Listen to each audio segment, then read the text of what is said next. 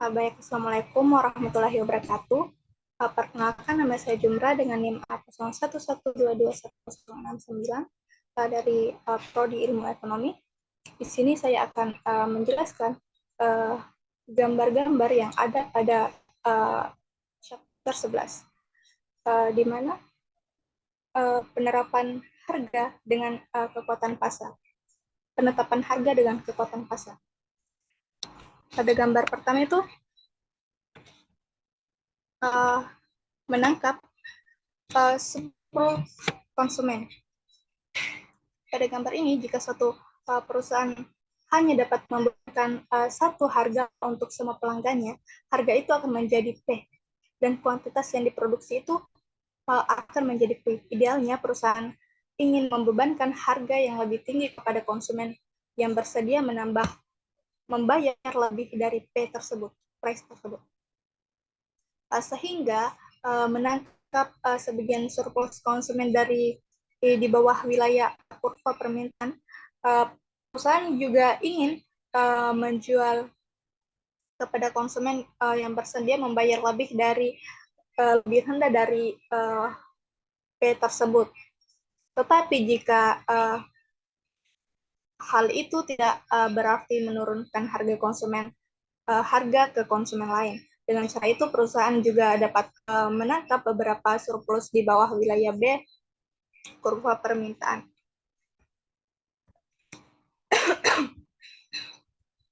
Selanjutnya itu ada keuntungan tambahan dari diskriminasi harga tingkat pertama yang sempurna.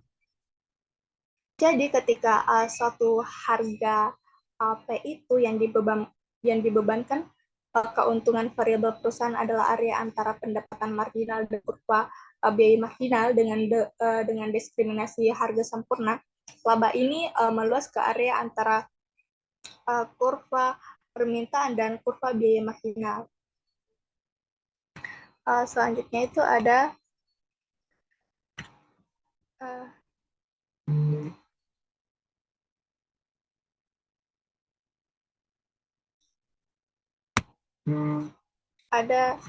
diskriminasi harga tingkat pertama dalam praktek. Jadi jika suatu harga yang dibebankan itu akan menjadi T, sebaiknya 6 harga yang berbeda dibebankan yang terendah P ditetapkan pada titik di mana biaya marginal itu memotong kurva permintaan. Gambar selanjutnya itu ada diskriminasi harga tingkat kedua.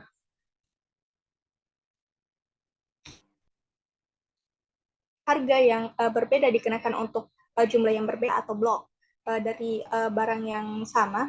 Di sini ada 3 blok dengan harga yang sesuai P1, P2, dan P3.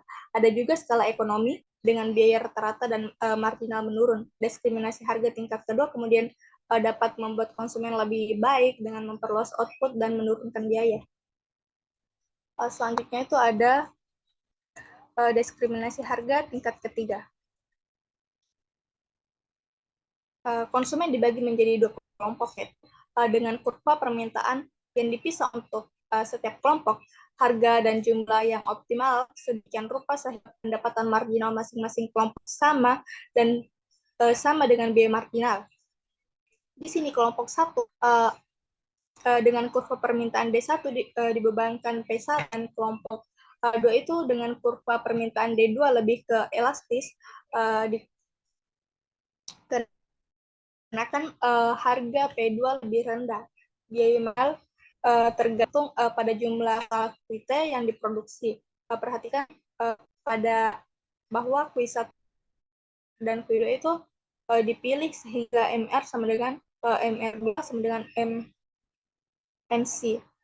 Gambar selanjutnya itu ada tidak ada penjualan ke pasar yang lebih kecil. Bahkan jika diskriminasi harga tingkat ketiga dapat dilakukan, menjual kepada kedua kelompok konsumen mungkin tidak menguntungkan jika biaya marginal itu meningkat. Di sini kelompok konsumen pertama itu dengan permintaan D tidak bersedia membayar banyak untuk produk tersebut. Tidak menguntungkan untuk menjual kepada mereka karena harganya harus terlalu rendah untuk mengkompensasi peningkatan biaya marginal yang akan dihasilkan. Nah, selanjutnya itu ada diskriminasi harga antar waktu.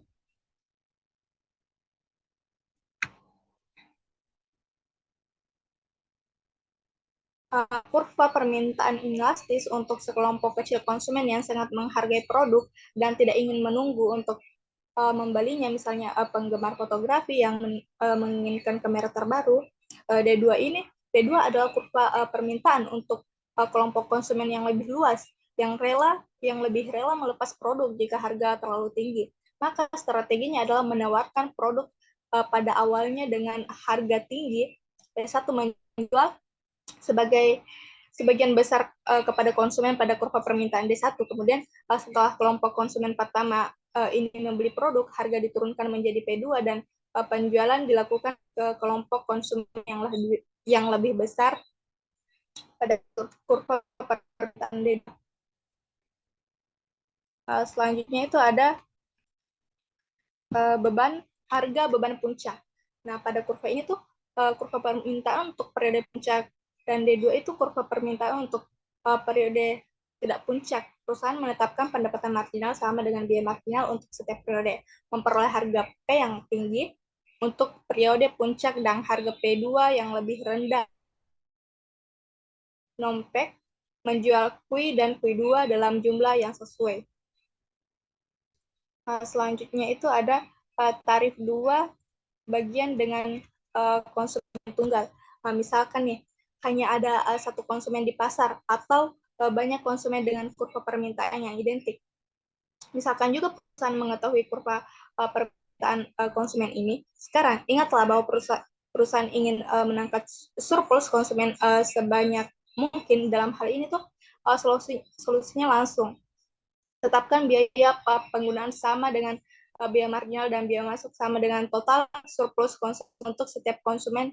Jadi konsumen membayar 7 atau sedikit kurang menggunakan produk dan P sama dengan MC per unit yang dikonsumsi. Dengan biaya yang ditetapkan dengan cara ini, perusahaan menangkap semua surplus konsumen sebagai keuntungannya. Gambar selanjutnya itu ada tarif 2 bagian dengan 2 konsumen. Nah, dengan biaya pemakaian optimal pada P lebih besar dari MC, keuntungan perusahaan adalah 27 tambah PMC, Q1 tambah Q2. Ada 2 konsumen dan masing-masing itu membayar 7. Anda dapat membuktikan bahwa laba ini itu lebih dari 2 kali luas segitiga ABC. Surplus konsumen dari konsumen dengan permintaan yang lebih kecil ketika P sama dengan MC itu untuk menentukan nilai pasti dari P tambah T. Dan perlu mengetahui selain biaya marginalnya, kurva permintaan D1 dan D2. Selanjutnya itu ada tarif 2 bagian dengan banyak konsumen yang berbeda. Nah, pada gambar itu keuntungan perusahaan dibagi menjadi 2 komponen yang masing-masing diplot sebagai fungsi dari biaya masuk T. Dengan asumsi harga penjualan tetap P, komponen pertama PO adalah keuntungan dari biaya masuk yang dan sama dengan pendapatan, di mana N7 itu adalah jumlah peserta. Awalnya ketika T dinaikkan dari 0, pendapatan N meningkat.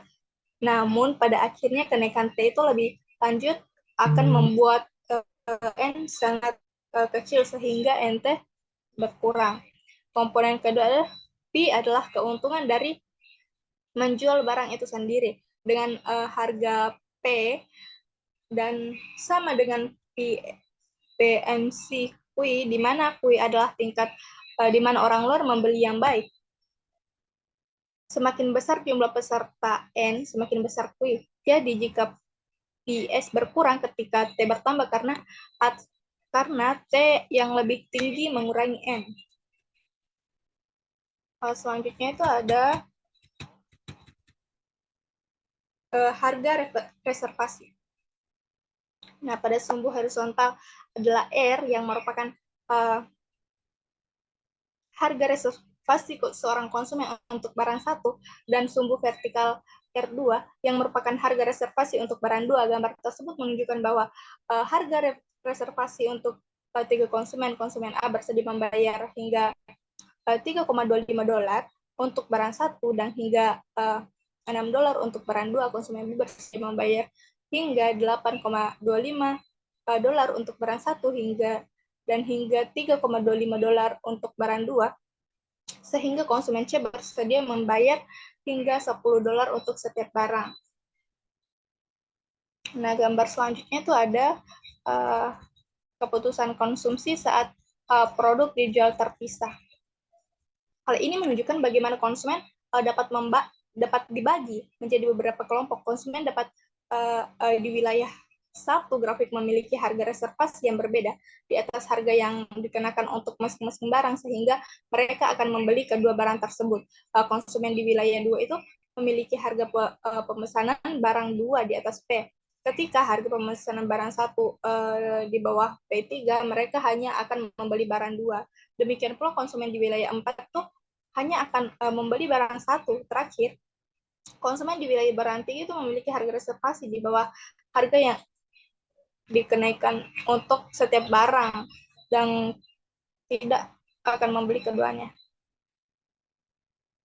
Selanjutnya itu ada keputusan konsumsi saat produksi dibandel.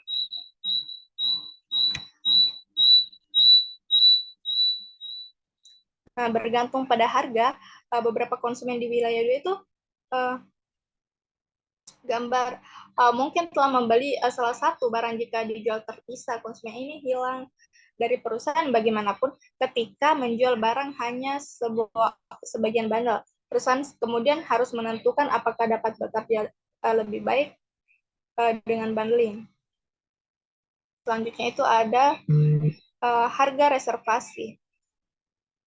Pada gambar tersebut itu karena permintaan berkorelasi positif sempurna, perusahaan tidak memperoleh keuntungan dengan menggabungkan. Perusahaan akan memperoleh laba yang sama dengan menjual barang secara terpisah. Dan pada gambar B tersebut itu permintaan berkorelasi negatif sempurna. Bundling adalah strategi ideal semua surplus konsumen. Nah, selanjutnya itu ada contoh film.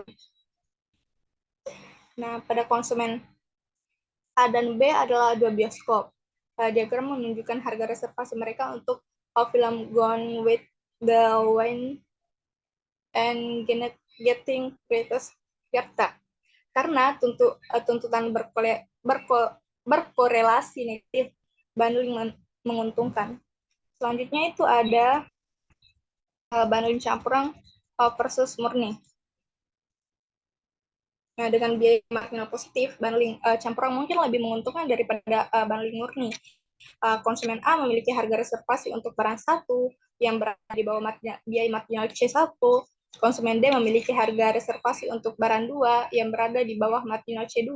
Dengan bundling campuran itu, konsumen A dibujuk untuk hanya membeli barang 2, dan konsumen D itu dibujuk untuk hanya membeli barang sehingga mengurangi biaya perusahaan.